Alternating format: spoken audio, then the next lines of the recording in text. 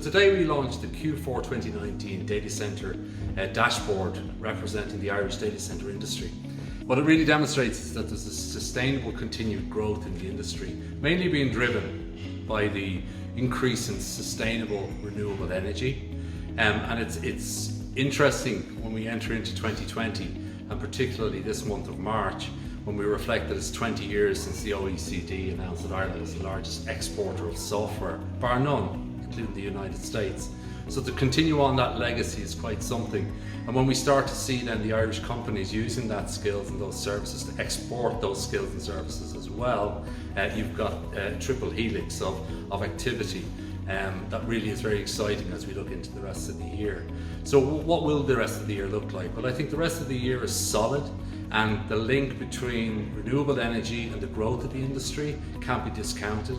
Ultimately, with the decarbonisation and the race for the decarbonisation of the Irish grid to be 70% by 2030, it has to be all of our objectives. And when you see just 2 weeks ago a new record for the amount of energy and electricity in particular generated by renewable sources, add in some of the new battery projects that are going on stream, and then obviously probably the one significant difference this quarter was the announcement by Microsoft that they're taking sole responsibility not only for their own but also for their sub-supply and channel network to take responsibility for their carbon overhead. So when you consider that Amazon, Google, Microsoft and these guys still account for quite a considerable amount of the Irish data centre industry, that type of activity is very encouraging.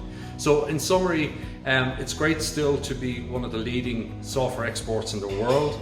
We don't do as much freight as we once did. It's now over fibre. The race to the renewable energy will sustain the industry over the next short term to medium term. And once we do the right things in the right order, I believe we've got a really good chance to still be here in 20 years. Thank you so much.